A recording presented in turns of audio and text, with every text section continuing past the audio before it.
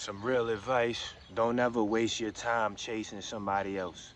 Don't ever waste your time chasing somebody else. You know, I feel like all of us probably had an experience like that when we were younger. You know what I mean? Maybe you in middle school or like a freshman or something, you know, even high school somewhere. But some of us still do it as we age because it don't get through to us. You know, some people never learn how to love themselves properly. So what they do is they chase people who will never love them because for one, they feel like they don't deserve it.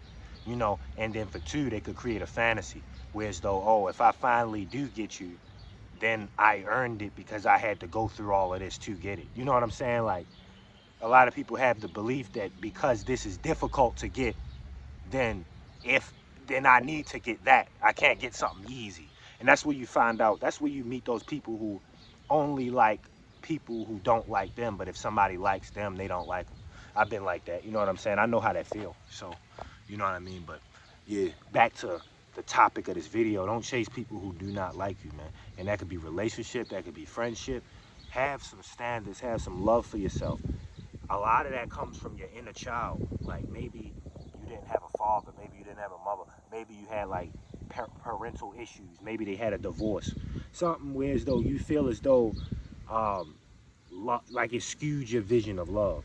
And now you're chasing after people that don't want you because secretly you feel like, you know, you weren't good enough for your parents or you weren't good enough for yourself, whatever it may be.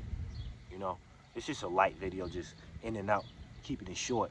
But yeah, only, you know, friendship or relationship, only be around the people that love you, you know, even if that means you gotta get rid of everybody.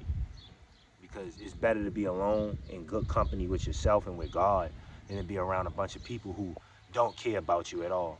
You know, don't fear loneliness because that's when you can actually rebuild. You can rebuild in loneliness.